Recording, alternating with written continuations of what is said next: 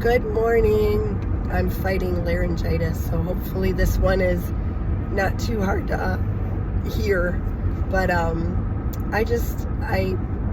coming at you as a stay-at-home mom. And I remember a few years ago, actually I think it was last summer, I was helping in Vacation Bible School.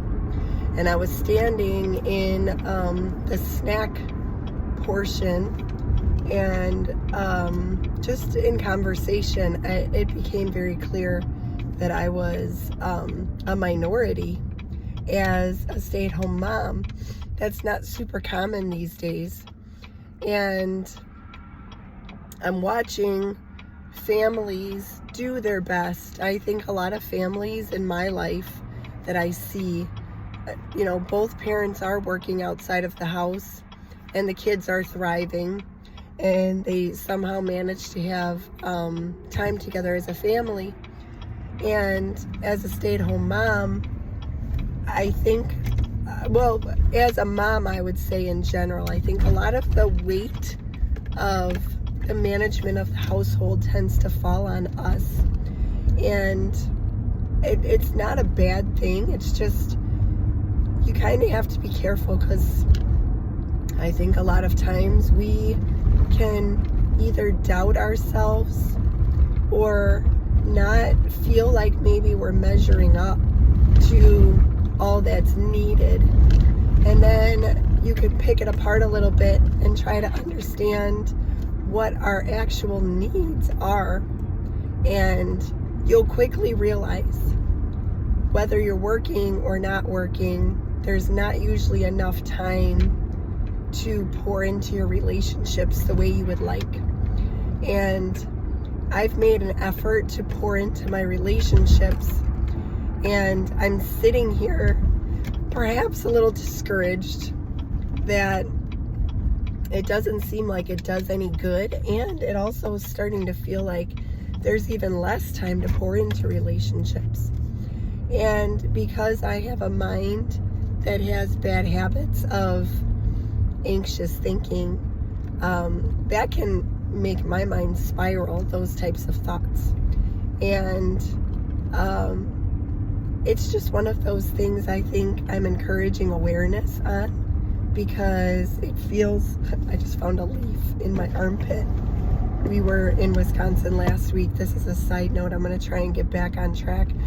We were in Wisconsin last week, and we took a hike in the woods, and I wore this coat and there are literally leaves in my armpit.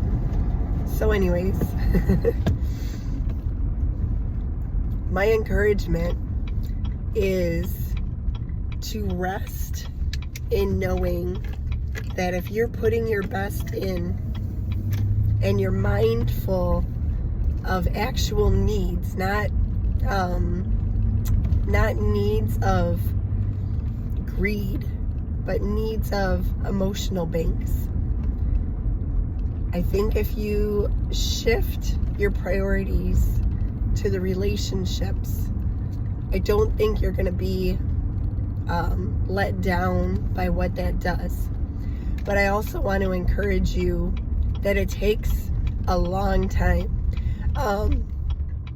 There's scripture in Proverbs that talks about he who gathers little by little will prosper. And of course, I think that verse was talking about money. If you're gathering little by little and you're not going after get rich quick schemes, you're going to be successful and you're going to prosper. But I think also, if we're pouring into our relationships little by little, you may not notice a change right away, but as time goes on, first and foremost, you're establishing yourself as a person of integrity and a person who's thoughtful and a person who will be there for others. But the people around you, their emotional tanks are going to be fuller. And there is a chance they might not realize that yet.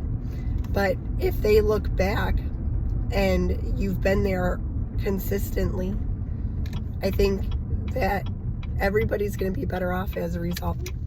So I think that's kind of where I was going to go with this one.